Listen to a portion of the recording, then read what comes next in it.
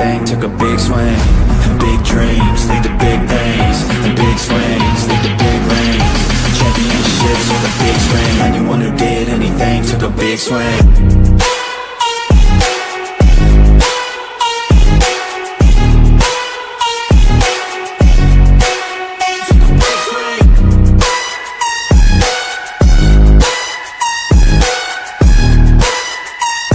Yeah, let's go. So if you want something big, you gotta swing fast, swing hard and commit. You might miss 10 times, but when you hit, just make sure that you get all of it, okay?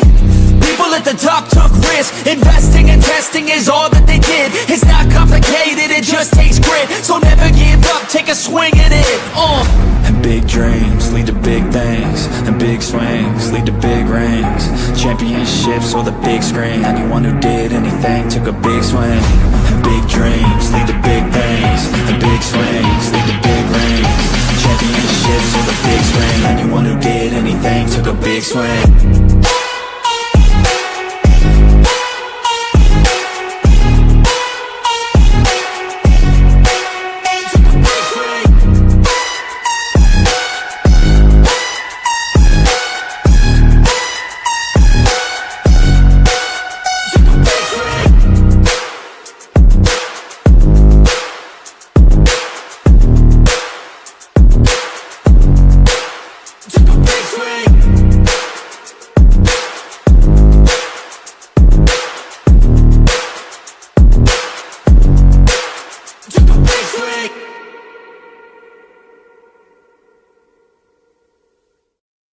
Hey guys, what is up? Welcome to the Pick and Roll Podcast, episode number 117. I'm here with my guys, Cosette Gladney, Rios from the Just Finished Podcast. Blaze will pop in momentarily, I believe. How you guys doing? I hate college basketball. Damn.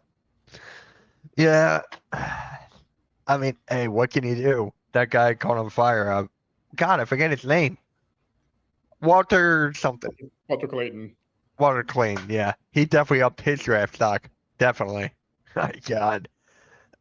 Coach, how'd you feel about March Madness? Let's just talk about that now. It's one of the topics. Sounded like it was a good tournament for the most part. Ended up getting the number ones into the Final Four, which is, not normal. You always have some lower level teams getting in there. So, turned on the last of the game and I saw it and I was just like, okay. Houston and Florida, two good teams. They are two good teams. So, as far as this year, this actually was the first year I really didn't follow the tournament like I normally do because I didn't do a bracket also. So yeah, I didn't do a bracket either this year. It felt kind of weird not doing a bracket, I gotta say. Felt really weird and felt refreshing because I didn't have to panic about every single game. I didn't do one either, and I was stress free until the championship game. I was stress free until the championship game, right? Yeah, my friend did like 5 or 6 of them, and none of them were correct. I'm like, dude, was that worth your time? He goes, no, I'm not doing it again. That's where I differ. I mean, it was worth my time because I do it for fun. That's I do too. So that's why I don't stress over them. When I do them, it's just my life situation was different this time. Big Baller, what's up? Shot caller.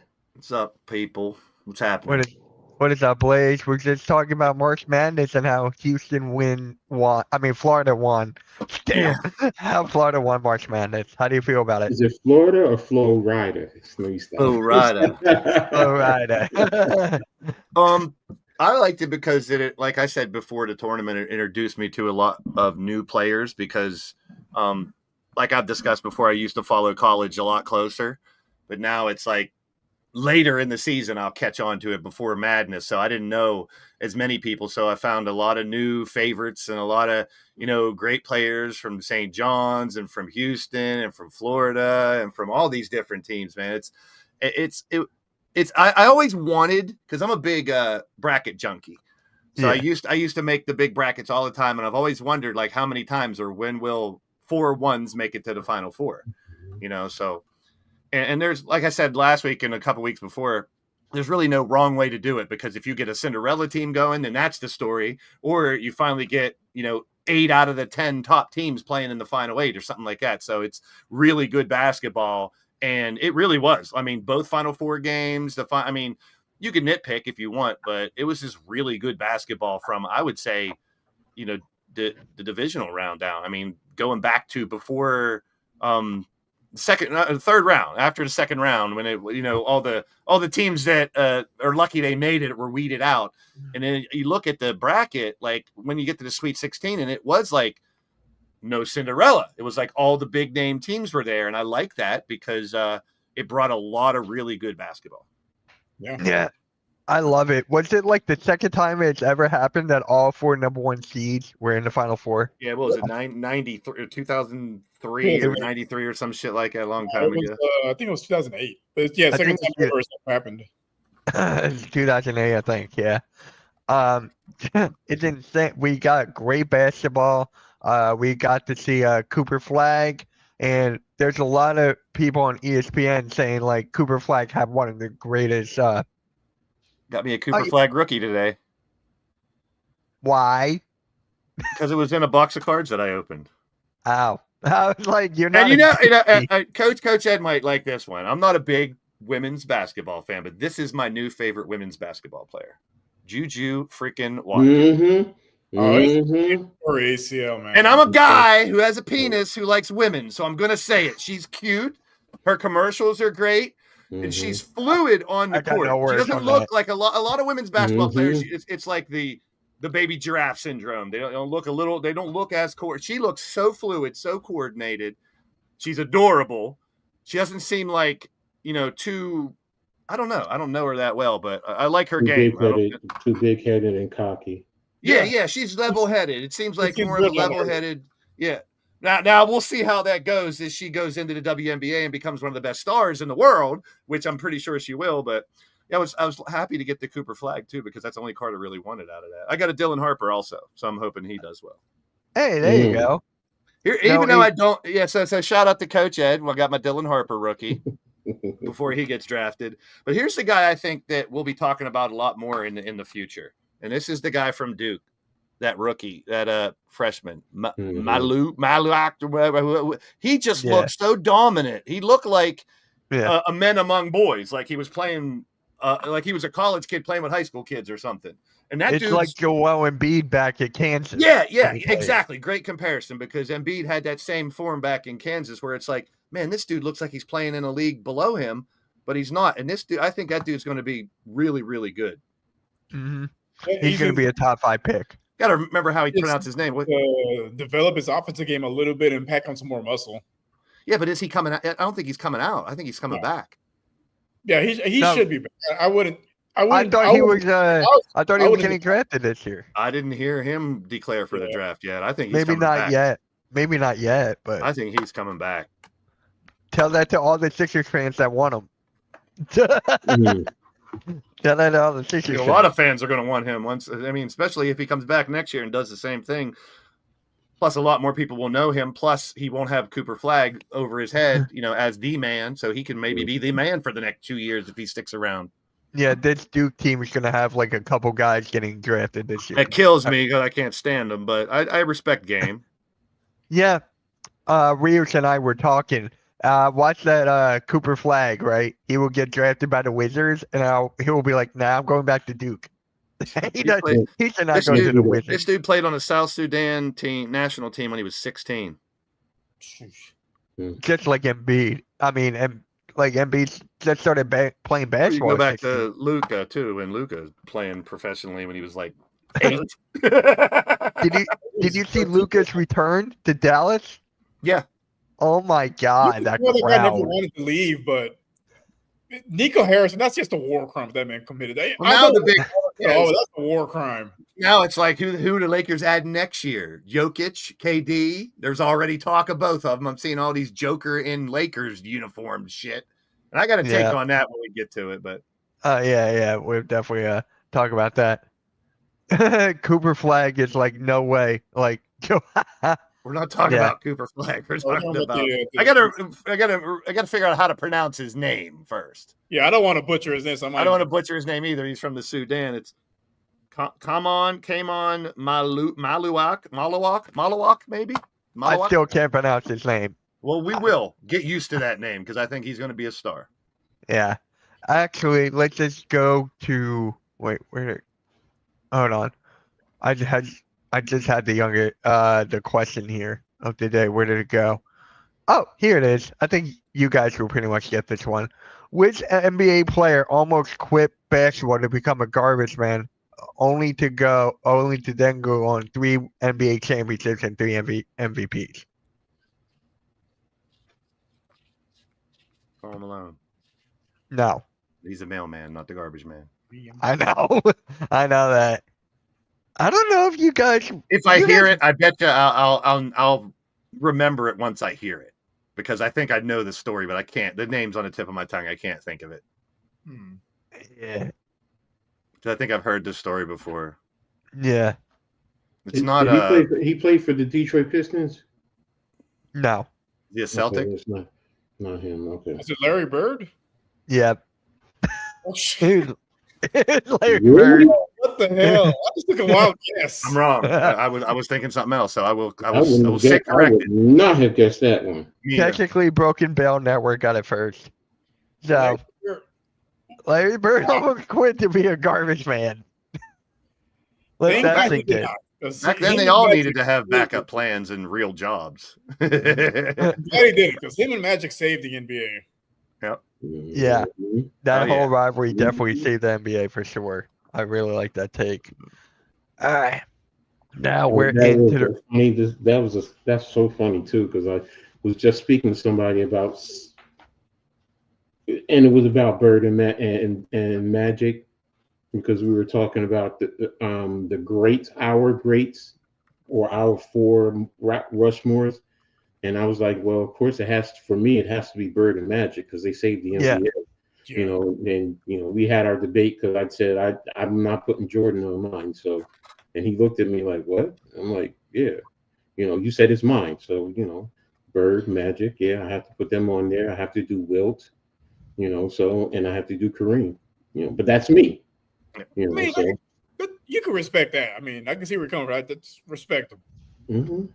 See, the Larry Bird thing, I was starting to think of it. I was thinking of Brian Scalabrine, because he actually looks like a trash. He looks like a garbage man. Speaking of Brian Scalabrine, did you ever see him on YouTube play against regular gym guys? He plays that New York, that legendary New York guy that shoots from like the street and stuff, and he beat him 11-0. He destroyed him. Yeah, people don't realize even guys that are bench players in the NBA, they are levels above regular people.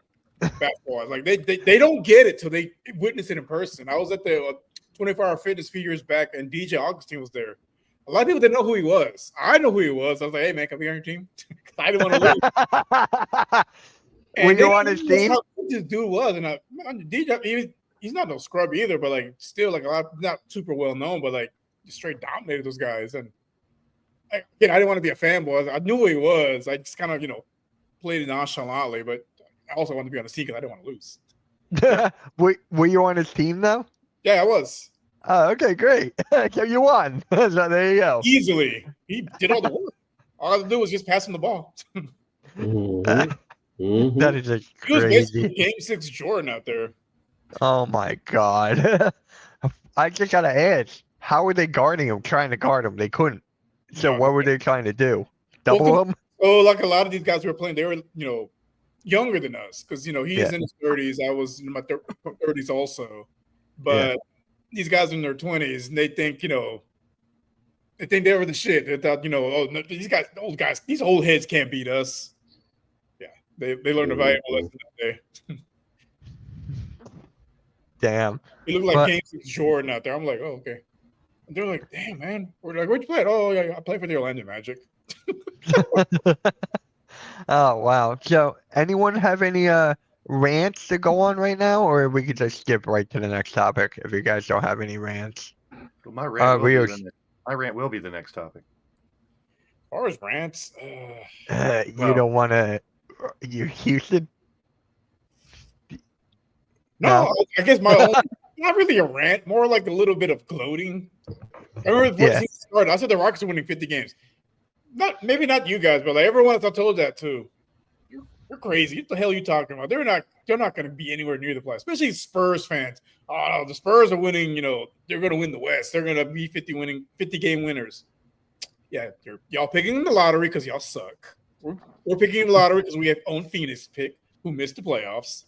So yeah, y'all can suck it. You also have a broken Nets pick.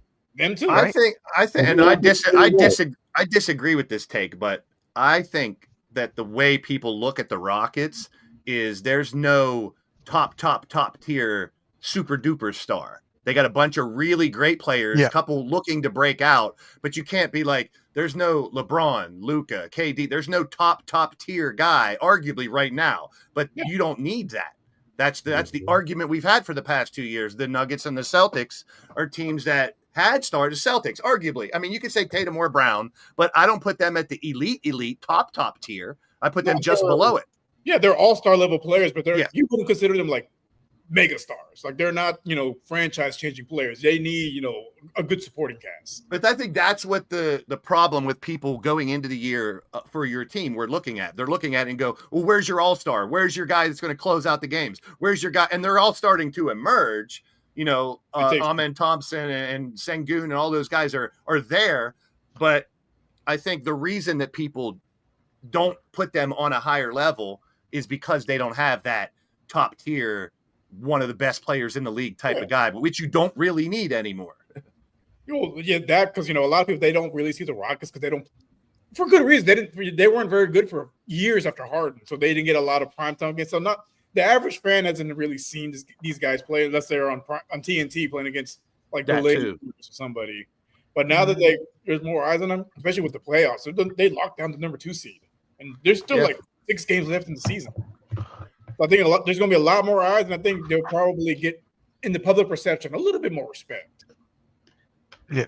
Do you agree with this take, Rios, or? Absolutely not.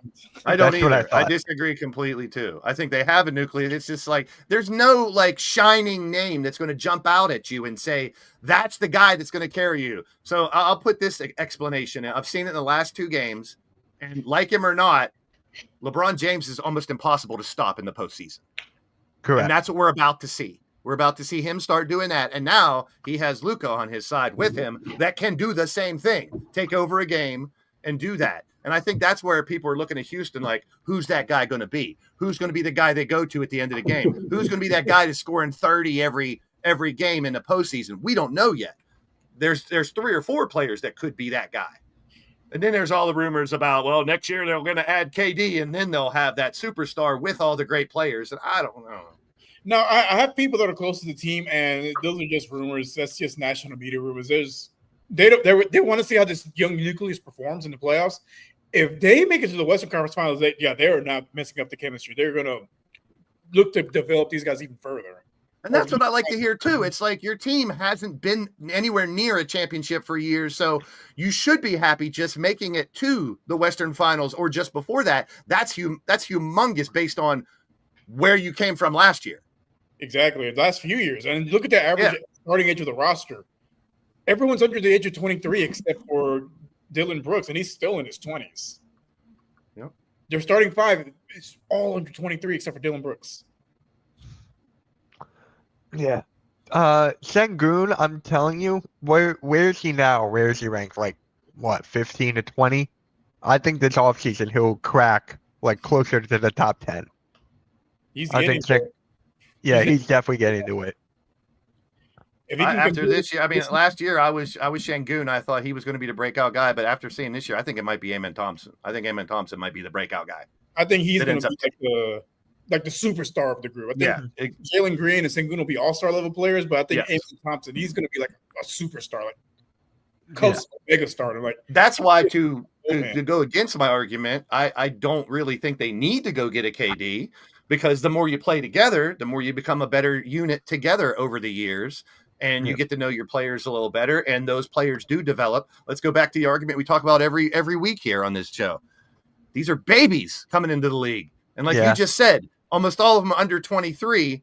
So you have a bright future. Now, whether they put in, I think it really does, like Rios just says, it's very determinate on how far they go in the playoffs. If they go to the Western Finals and lose, or just before that and lose, I think you keep the team as well as you can, get a draft pick, maybe a free agent, a veteran or something, keep the team the way it is, let Amen Thompson become that superstar. If they lose in the first round, then you'll hear dissension. Should they go get a superstar? Maybe they're not good enough. And I think we got that same argument with the teams I'm suspect with. Cavs and Thunder, the teams have been on top all year. Until we see them do it in the postseason, I'm not buying into it completely yet, because the end goal is to get to a championship for everybody. To me, it's kind of reminiscent of like when the Houston Duke game. The Houston Cougars, they have been the ringer. They've battle tested. Duke, they've pretty much coasted throughout the regular season and the tournament. And when they face a little bit of adversity, they realize, okay, it's not going to be as easy as we thought. Like all the analysts, they all picked Duke to win easily. And we saw that was not the case. I was happy they lost. So was I, but then this goes into Blaze's take a while back about Cooper Flagg being clutch. Is he that guy that can get him over the hump when the time matters most? We haven't seen that yet. Jury's still out for me. He's an 18, 19-year-old kid. I wasn't expecting him to be I'm there. just saying, we still haven't seen it. But with that, though, we put so much on these young kids that, you know what, they haven't, like you said, like Blaze's point, they haven't done it yet. So what makes you think that they're clutch?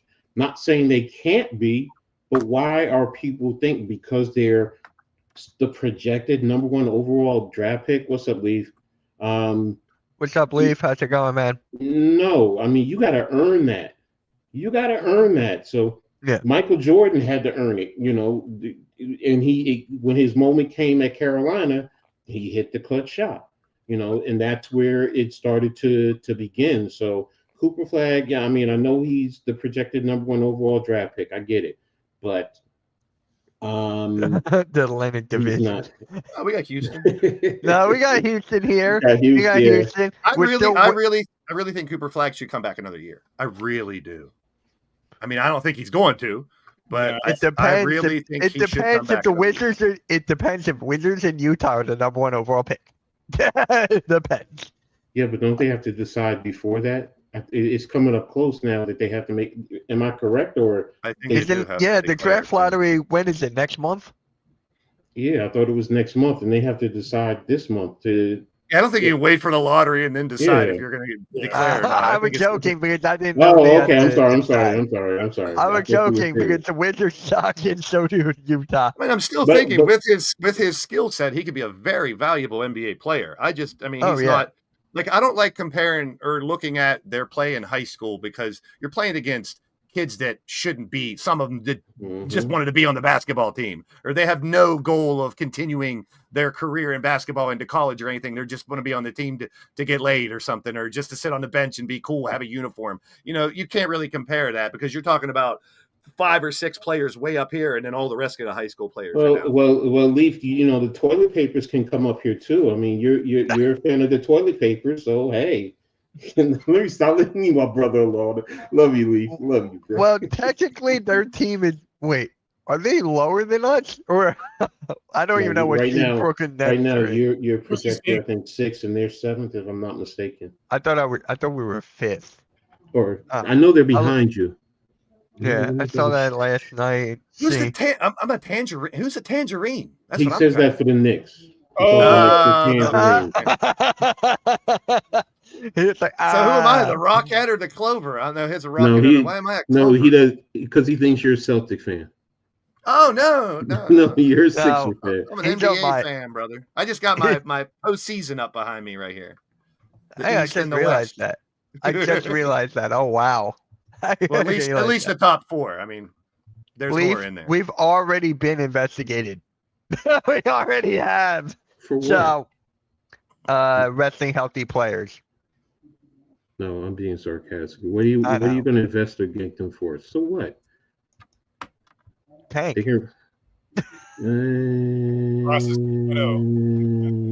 Yeah, pretty much. It's not getting not going that way. Not my type of conversation. This is not. It's not mine.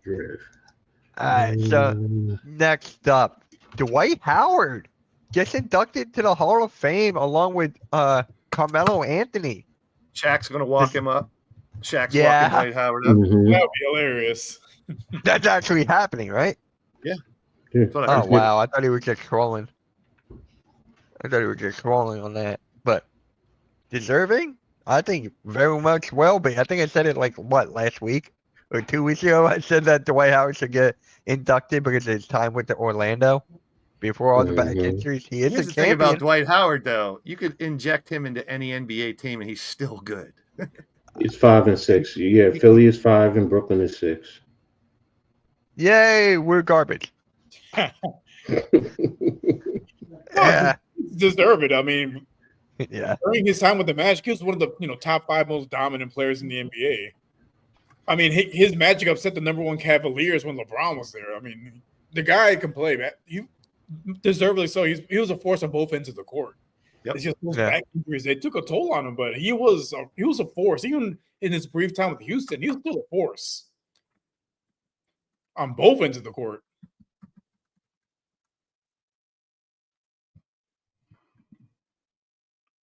So yeah, he had a couple years where he averaged. Average what? Oh, I thought it was a couple. Okay, Numbers. I was looking at minutes. I was like, holy shit, he averaged over 30 points that many did seasons. you know he's actually going to play in the Big Three tournament?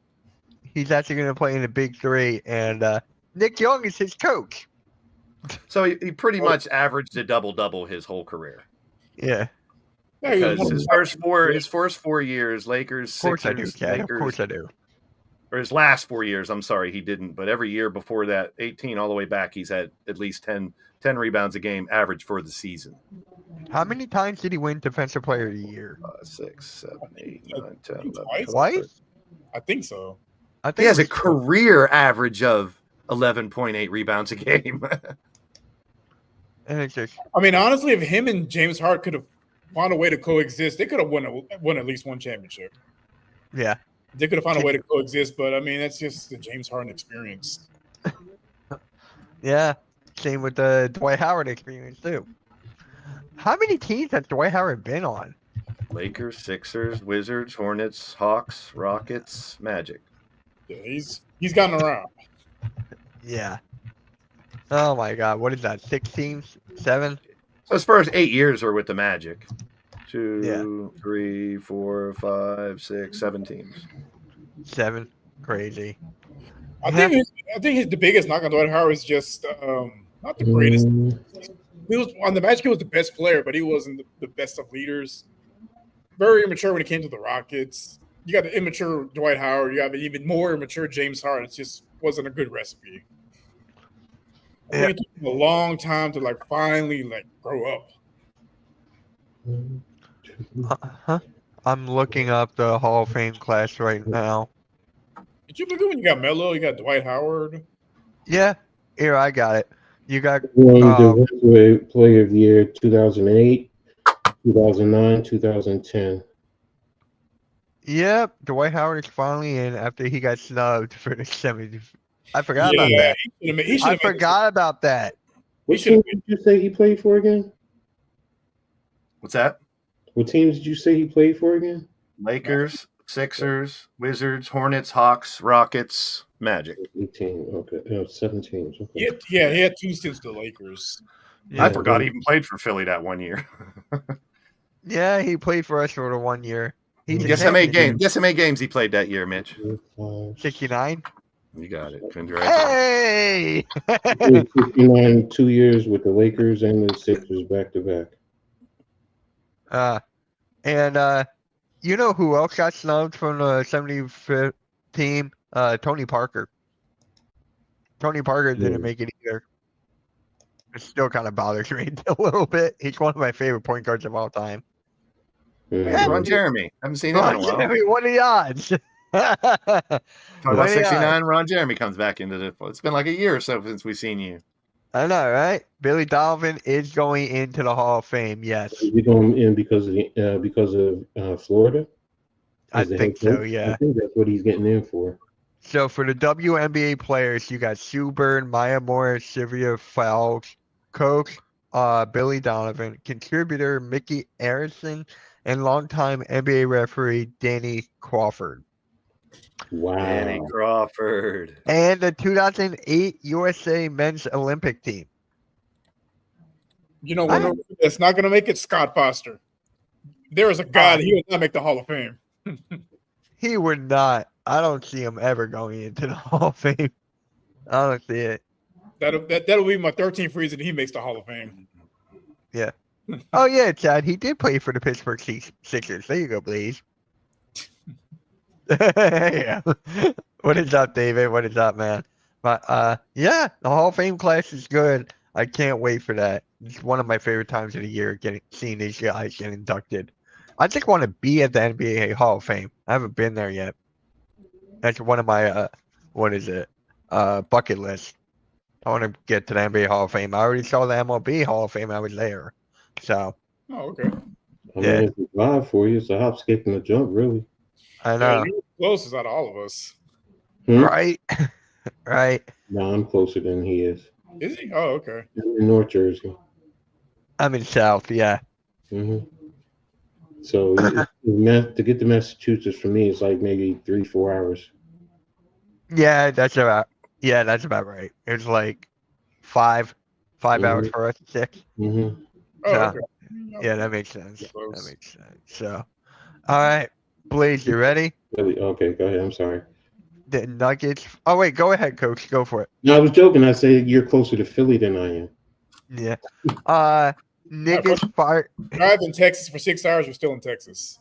You drive for 11 hours, you're still in Texas. One of my I can get through Texas in probably an hour or two. One of my best friends and his wife, they started out in Maryland. They're in New Mexico right now. They're about to go to California at the end of the month. And I'm like, dang, that is crazy. But the Nuggets fired head coach Mike Malone and their general manager. Blaze, go for it. Well, the first thing is the same reaction that a lot of people had was why, and oh my goodness, and all of a sudden in their 4th place and this and that. So I definitely wanted to watch them talk about it and see what was behind it. Like, what was the why? What was the thought about it? And from what I hear, they were going to get rid of him after the season anyway. What the fear was is if Joker comes out and does tremendous in the playoffs and they make a run to the Western Finals or even the finals, then they're looking at how can you fire this coach? And this is all from Brian Windhurst. When I heard him yesterday, this is just his thoughts.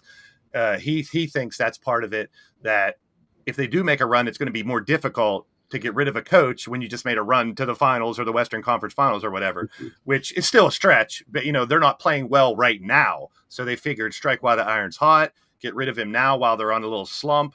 It doesn't make tons of sense for me. But the more I dug into it, I think this is the underlying problem. The GM and the coach didn't get along. They didn't like each other. Yeah. They never talked to each other. So it's like, that's a culture problem. Now you have a GM and a coach that are on the same page. So you have to make a move.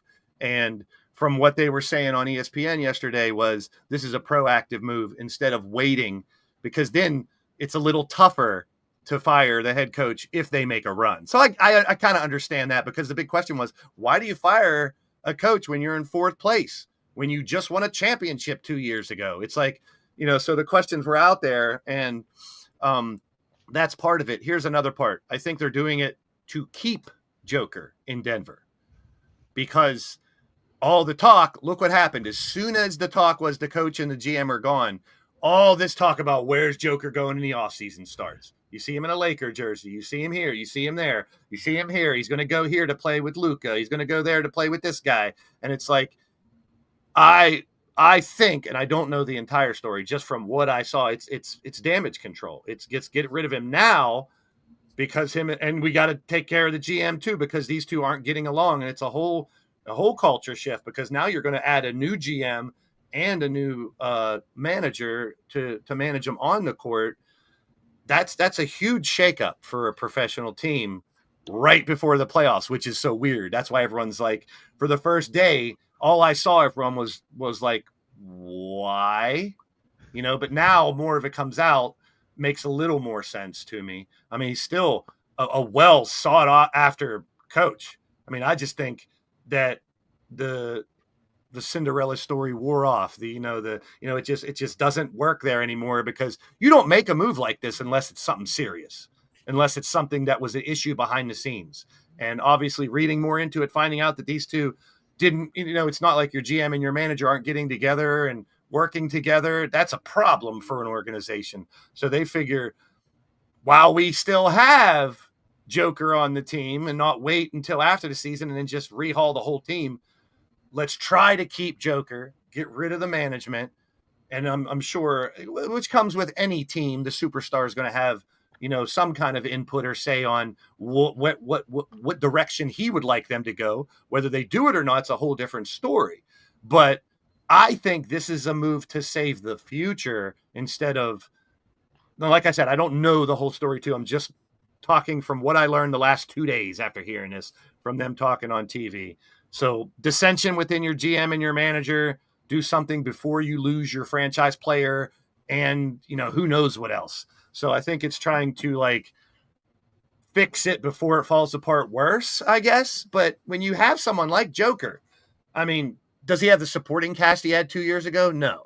Does he have a lot of the role players he had 2 years ago that could still do well and maybe help them go through a little bit of the playoffs? Possibly, but the jury's still out on that. I mean, the West is so heavy balanced. There's so many great teams over there.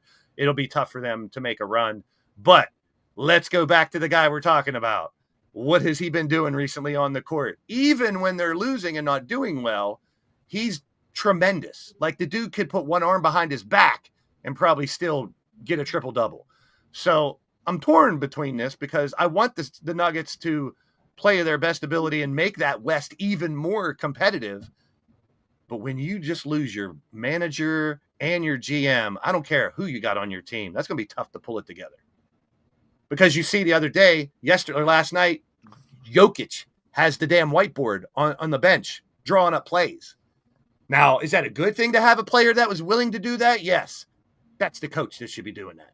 That's the manager. And when you just got rid of him, now you have to figure out a piece to that puzzle that's going to fit back into place, keep Joker happy, keep the main parts of that team there so they don't have to completely rebuild. It's kind of like it's a mess, but not really, because they're still in competition in the West. So it's a very strange situation. There's also another thing here, Blades, that you didn't bring up. The injuries that they have. Jamal Murray, Michael Porter Jr., those guys weren't exactly healthy for a majority of the season. So there's another take into that as well. That's half the NBA this year, man. That's half an NBA, yeah. Something else also, but I've been reading is, besides the I guess kind of like the general manager and the coach not getting along and talking about each other behind each other's backs, a lot of the players didn't like the treatment that Russell Westbrook got. Like, he was getting preferential treatment, and he was one, not playing very great. Two, it just got there. Like, from what I've read, it's rubbed a lot of the players the wrong way because, what? It's one thing if Jamal Murray or Joker gets, preferential treatment because they've been there. They've league MVP. Seniority, yeah. Yeah, like they put in the time. They've been there. They are playing at a high level versus, Russell Westbrook, who's not playing very well. Is, towards the twilight years of his career, but still getting preferential treatment from the coach. I can see how that rubs some people the wrong way, especially when he's not playing well. If he was playing great, that'd be one thing. But if he's not playing well, it's just like, why is this guy getting special treatment?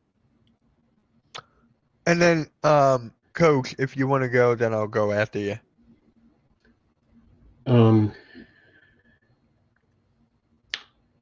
Hearing that you're firing a coach, if true, you're firing a coach because you don't want him to go on a run and do well and win. Well, no, the way they were saying is they were already planning on getting rid of him. No, I understood that. That's why I said it sounds ass backwards. So I know where you're going with it. To want someone to fail or not want them to succeed if they stay sounds really weird. So go ahead, Coach. I'm just saying, for me, when I hear a rumor like that if it's true, number one, Denver, if it's true, you lost my respect completely. you're a joke of an organization because you compete. Plain and simple, you compete. That's what you're getting these players in the league for. They want to compete. That's why you coach. Whether you like look in life, you're going to have people who don't like each other.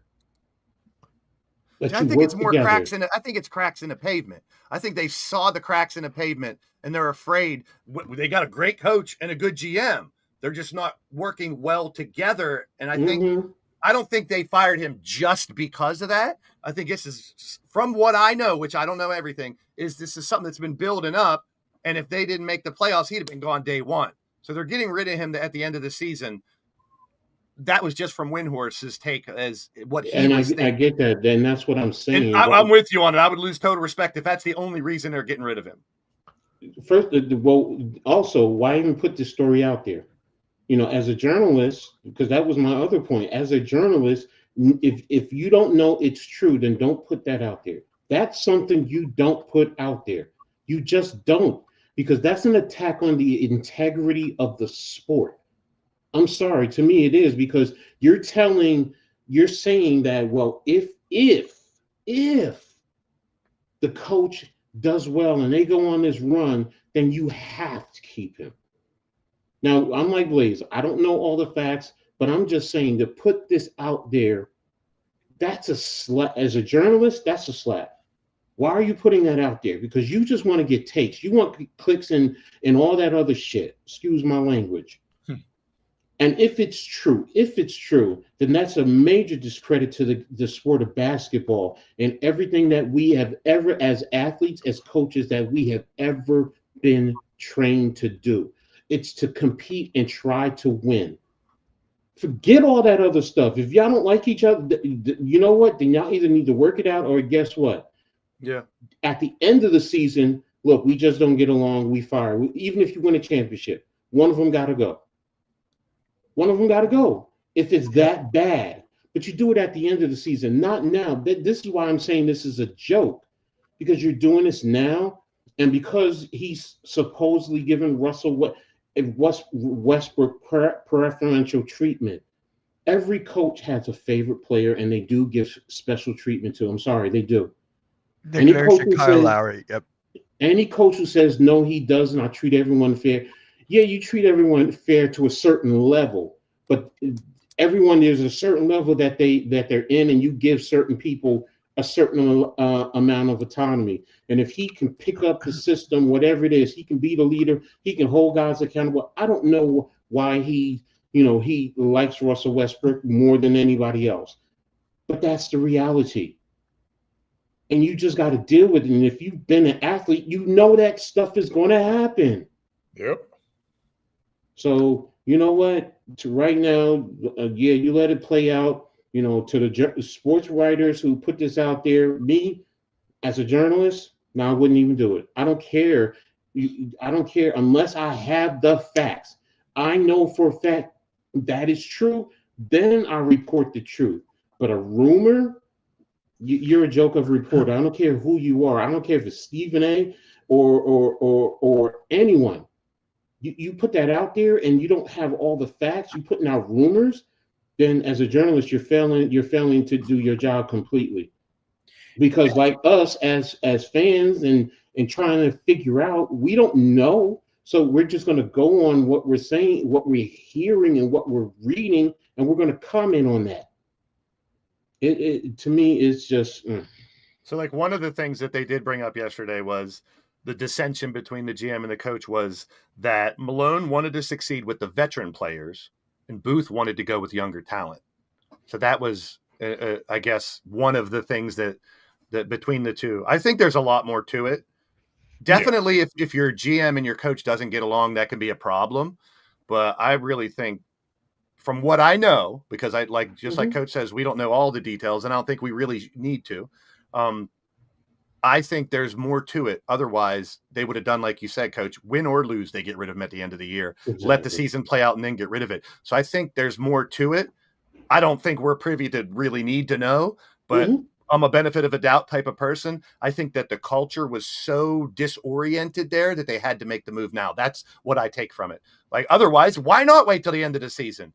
You know, it's like, Then it's where very where weird. they're getting the story that they're doing that because he doesn't want him to go on a run and do well, and then you're forced to keep him. I think that was just the back end of it. The front end of it is the GM and coach aren't working well together. It's dissension. It's going to fall apart.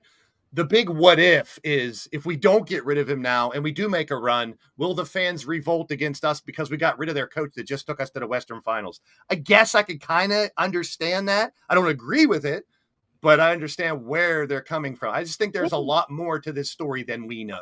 I can provide an example. I'm gonna go with the different sport. The Astros, when they won it in 2022, and they fired their general manager right after winning the World Series. There was rumors that he didn't get along with the owner and with the rest of the management, and they wanted to get rid of him, but they stuck with him and they won it. But they still fired him at the end of after they won the World Series, because at the end of the day, it should be about winning championships. Mm-hmm. Who cares about your feelings? Like, do your job, win a championship, and then hey, you know what? He's like, but I mean, but it's a crossroads. It's like if you're at a point. Here's my take from why they did it would have been throughout this year. There was red flags flying up every once in a while. I guess this is how I would imagine it would come to this. It's not just like, fuck it, get rid of both of them. I think it was throughout the season they're seeing holes and problems and issues, maybe differences of opinion between the two that could be worked out. But maybe at this point in the season, they're like, because there's no other reason. Why else would you get rid of a coach that's won a championship, a GM that's helped you? I mean, there had to be so much more to it to make them say, we have no choice but to just do it now and hope the best comes out of it. And I think a lot of it does revolve around the main player, Joker, and the injuries that they had while they're, to try to make sure they don't lose Joker. Because if you're a Denver fan and they do something to screw up the end of the season and Joker's gone, then you're rehauling your whole team. If you can do something to keep Joker there, that's going to make people want to come play there. Because as long as you got Joker, you got an opportunity to win a championship. Do the opposite what the Mavericks did, because they're projected to lose 9 figures for the next few years. I mean, how the fuck do you do that? So, I mean, it's a very unique situation. It does raise a lot of eyebrows whenever someone gets fired that's won a championship 2 years ago, and someone who's going into the postseason with home court advantage. It's like, it doesn't make sense. But as soon as you hear that, you're like, there has to be more reason. They're not going to overhaul their management team, which you're doing with those two. You're overhauling everybody. Because when you bring in a new coach, he might want different assistants. You bring in a new GM, he might want a different head coach. So it's where do they go now? Don't forget, the Memphis Grizzlies let go of their head coach just a couple weeks ago. I'm not saying it's the same scenario or anything. It's just like, it's weird that 2 teams let their coaches and or GM go within like a week. It's a sad state of sports that coaches' jobs are not secure the way they used to be.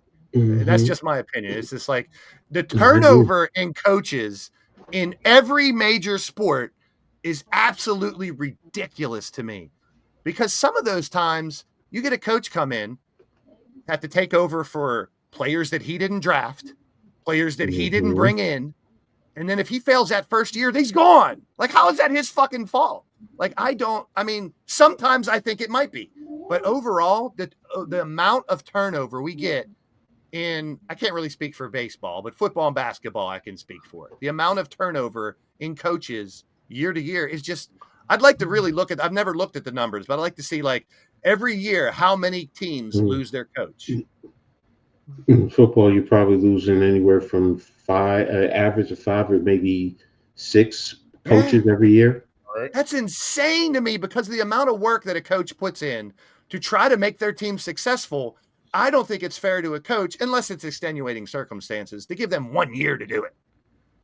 You know what I mean? Because then because recruiting's part of it, bringing in your own culture, trying to change the culture that was there before you, getting players to respect you is tough nowadays as a coach or a GM, because these players are making 20 times more than you do.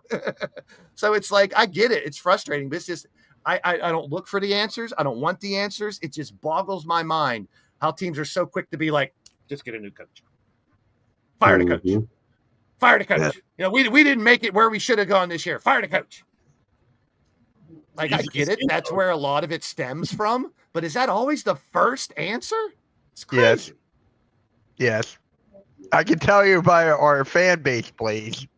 But I mean, No, look at your Eagles. Last year, you guys lost 3 games at the end of the season in your first playoff game. Everybody wanted to fire the GM and the coach. Now they're the best GM and the coach in the world. Yeah. That's what 1 year can do.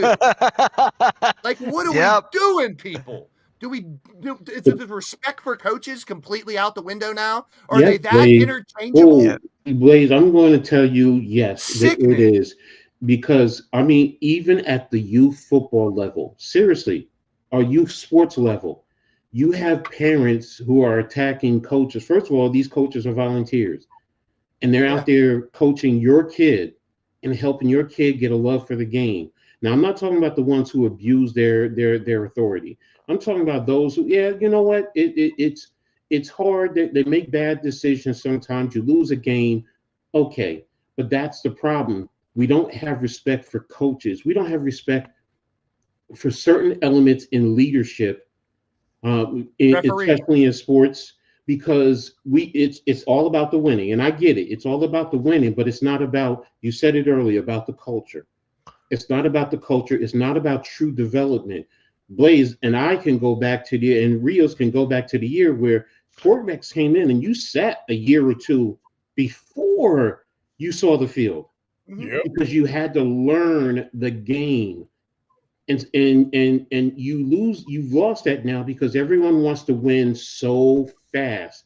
You want to get these young players in. You talk about, they're getting less money initially, so you want to take advantage of that opportunity and their youthfulness to try and win. And when it doesn't happen, you blame the coach, where sometimes it's not the coach. Sometimes it's the owner, Cleveland. Sometimes it's the general manager. Sometimes it's all 3 of them. So, but who's the one who gets the blame? It is the coach. It is, because the coach is the scapegoat. It's the easy person. And what I'm afraid of is somewhere down the line, you're going to lose coaches. You're going to lose quality coaches, or you're going to lose people who want to coach. Yeah, people. At all I levels. wouldn't want to. I wouldn't want to coach kids nowadays. Exactly. I don't want to coach these kids. And like you just said, the parents are a big thing too, especially in high school. Because if you got the parent that has the star player, then you got to deal with that parent more, because that parent has the star player. Oh, it's at every level. Yeah. Every level. When my niece started playing soccer at 6, you had these parents there with you yelling the most obscene things at the coach. It was playing like, your kid's built like a tank is not very good. There's a reason they're not out there. Like, I mean, that's kind of always been there. I remember my buddy who his dad was the coach of the baseball team. He was the star pitcher. The pitcher was not doing well. His dad, as the coach, went out onto the field and drug his son off the field, yelling and screaming at him. His fatherly instincts kicked in more than his dad and his coaching. Instead of just being a coach and doing the right thing as a coach, he turned into a dad as well. And then that, because a lot of coaches, let's be real, in elementary, grade school, high school, they've got a kid involved. Most of them are coaching because their kids coming up or their kids in the system, so that's all. That type of nepotism and that type of stuff's always going to be there. But it's very saddening to me in the sports world that respect for coaches and referees are at an all-time low. You know what that kind of reminds me of? Did you guys see the movie Kicking and Screaming with Will Ferrell? yeah. It might give the ball to the Italians. Everyone else sucks. Yeah. That's basically what it is. God, I love that movie. I can watch that any time of the week. But so really quick before we go into predictions. What about you, Mitch? What's your take on the Malone thing? You didn't even say your side. I want to know what you think about it. Firing a coach when you're in 4th place. You just won a title 2 years ago. You got one of the best players in the world.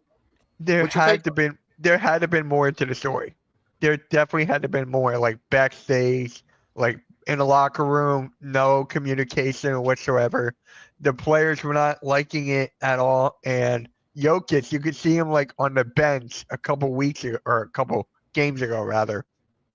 He was like going off on the bench. He was like, "What is going on here? This is not what I signed on for."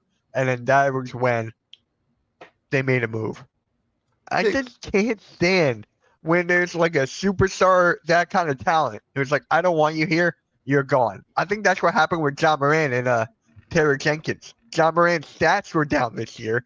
It's like, Taylor Jenkins, you're gone. Like, I think that has a part of it. It's a big part of it, but I don't think that's the whole thing. Like, I don't think it's these players going to their coach or going to the GM over and saying, get rid of that coach. But I agree with you. And it does come. That's why I brought up Joker earlier. Yeah. Like, I'm sure he will have a say in the process of finding the next coach. Like, they're just going to use the assistant for now.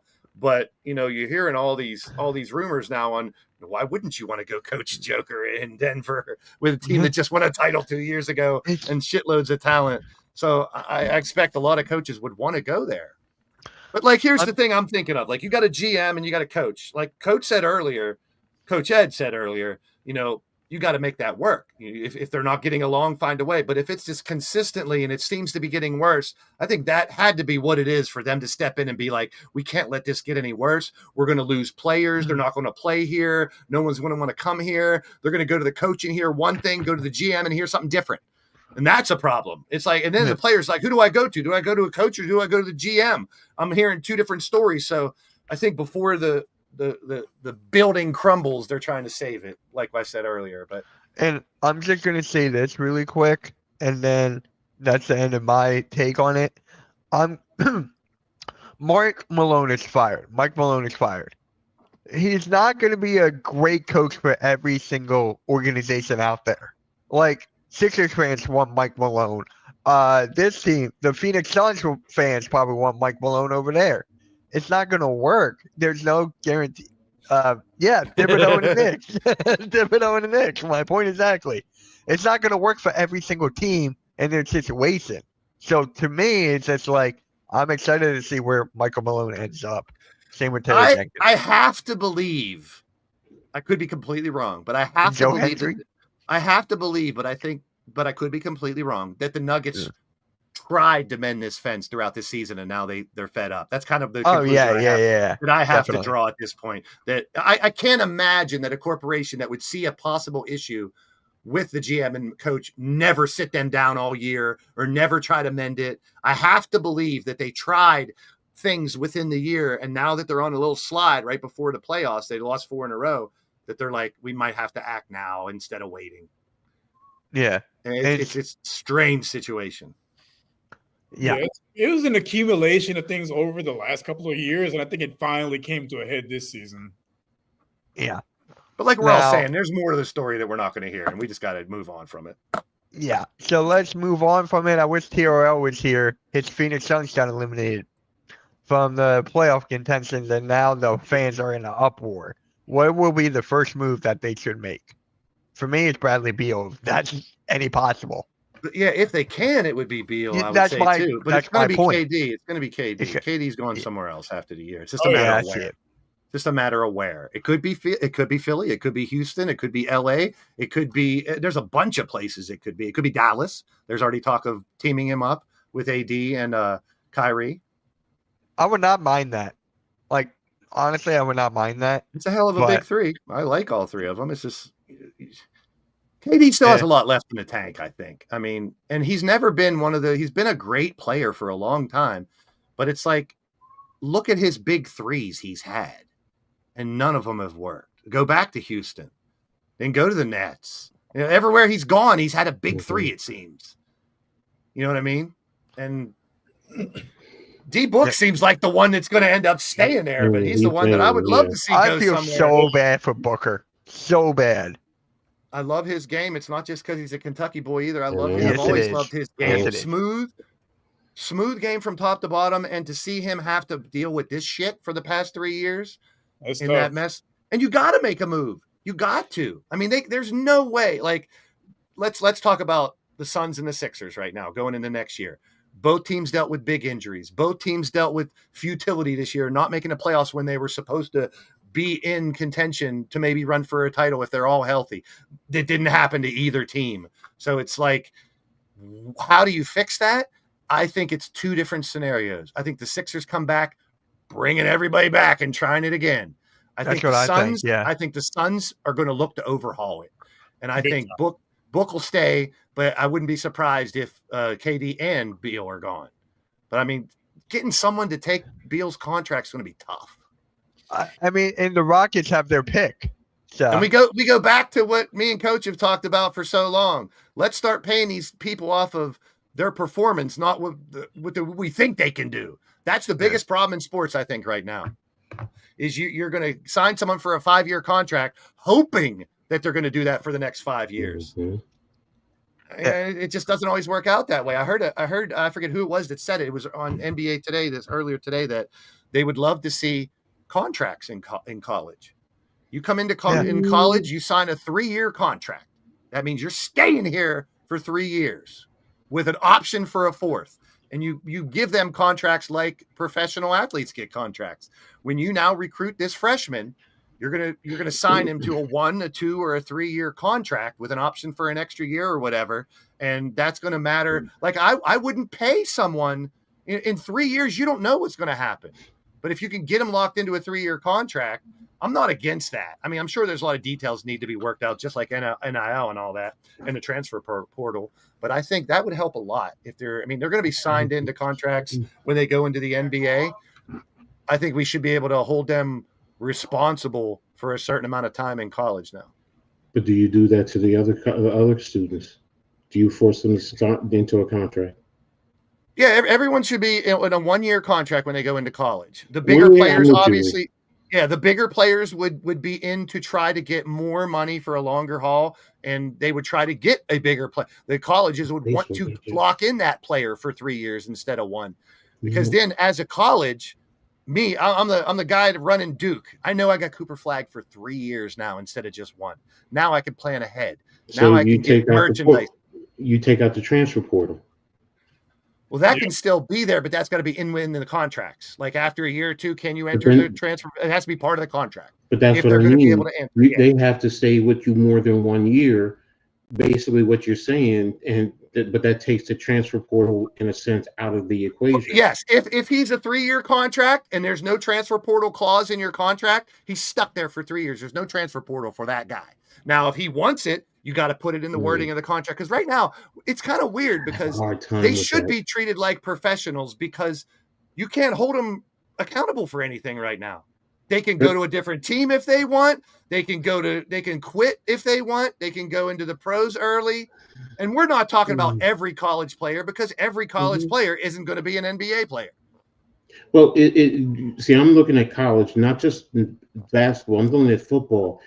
Now, baseball does if you go baseball, you have to go 3 years in college. They do that. But that's also because they can get drafted at 18 and they can go play pro ball. So I get that aspect, but they don't take out the transfer because don't forget, coaches sometimes you go to a school a lot of times because of a coach. So if that coach leaves and you're saying, based on what you're saying, well, you got a contract, so you're stuck for 3 years. No, unless you work that in your contract that if the coach leaves, you can go. That would be part of the contract. Okay. Right now, we don't have any legal ramifications to hold these kids to anything. They could do pretty much whatever they want. Our team sucks. I'm going to Colorado next year. Oh, I didn't get to play in Colorado. I'm going to Florida next year. Blaze, my Scarlet Knights are a prime example. You know what? Yeah, wouldn't you love to lock those 2 guys in for 3 years? It's not that because Rutgers did not do a good job of surrounding them with the talent to make sure that they win better. They were a better team last year. But if I'm a senior in high school and I know those 2 guys are staying in Rutgers next year, I'm going to consider Rutgers. But if I know they're gone after this year, I ain't going to even consider Rutgers. Or you could say I can play for a national championship. I can also say I'm not going there because they are there. It works both ways. Definitely. I totally get what you're saying. I'm talking about the middle level players would want to go play with them. And that's where the contract comes into play because you can't just do it just for a higher level versus a lower level for the No, they middle. all get them. And that's They'd the be problem. structured different. They'd be structured very different because of the players that have the power. Because they're doing it now. Right now, they have the power to make the money and go to a different school. They call that. No Yeah, one else true. calls that. It's the player. And I just think at this point, it goes back to the But that's coaching where and the also respect. and the Right back to all NIL that. now. That's also the NIL. You got to have the money. Yep. If you don't have the money, then guess what? Because I could then come say a kid is looking to transfer. Well, what is it going to cost me extra to keep you to stay? And I'm gonna put that on the table. Where a lot of schools now, because you know what, this kid can only get 500,000 at said school, but now another school's offering him $1 million, $2 million. Now he's gonna leave because guess what? He's getting more money. And that, as a person, like if I'm in charge of Duke and I can try to lock players in with a contract, I can try to avoid that problem. Yeah. Possibly. It's still going to be there. And there's no perfect example. I'm just saying I would not be against if they're trying to bring some kind of contract structure into college athletes. That's the next step. If you think about it, that's the next step. I get it. I get it. But then it just is so much. To me, it opens up Pandora's box because you also, based on what you're saying, because it's not because you're talking about basketball and football to an extent, but what about lacrosse?